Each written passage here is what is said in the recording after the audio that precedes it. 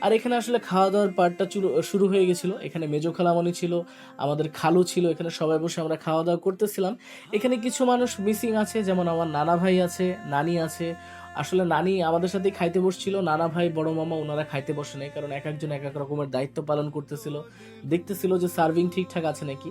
আর এখানে দেখতে, দেখতেই সাথী মামিদেরও ফ্যামিলি মেম্বাররা আসা শুরু করেছে। তারাও খাওয়া-দাওয়া মানে স্টার্ট করে দিয়েছিল।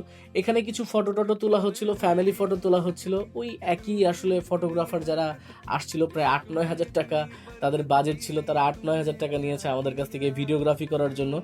কিন্তু তাদের আসলে ডেলিভার টাইমও খুব খারাপ। আজ থেকে প্রায় ৪-৫ দিন হয়ে গেছে আমাদের ইভেন্ট কমপ্লিট হয়। এখন পর্যন্ত কোনো ছবি-টবি হাতে আমরা পাই নাই। আর যা পাইছি সেগুলো এডিটও তেমন একটা সুন্দর না। আমার কাছে পার্সোনালি ভালো লাগে নাই। মামার কাছে হয়তোবা লাগতে পারে। এটা হলো সাথী মামির ২ টা ভাই, তাদের সাথে আসলে ইন্ট্রোডিউস করা দিচ্ছিলাম। আর এনারা কিন্তু খুবই ফ্রি মাইন্ডেড মানুষ এবং অনেক ভালো, আমাদেরকে খুবই আপ্যায়ন করেছে যখন আমরা বরযাত্রীতে গেছিলাম। যাই হোক, দেখতে না দেখতে আমরা ইভেন্টের শেষ দিকে চলে আসছি। আর এই ইভেন্টটা শুধুমাত্র সম্ভব হয়েছে আমার নানা নানির কারণে। আমার নানা নানির স্বপ্ন ছিল ছোট মামার বিয়েটা অনেক ধুমধামভাবে দিবে। তো ছোট মামা যেভাবে চেয়েছে ইভেন্টটা ঠিক সেভাবেই করানো হয়েছে। আর আমরা এই ইভেন্টে জয়েন হতে পেরে অনেক অনেক খুশি।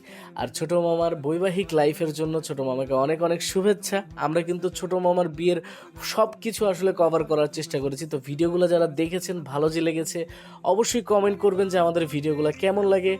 নেক্সট ভিডিও অবশ্যই নতুন কোনো টপিক নিয়ে আসবে। আজকের মতো এখানেই বিদায়। আল্লাহ হাফেজ।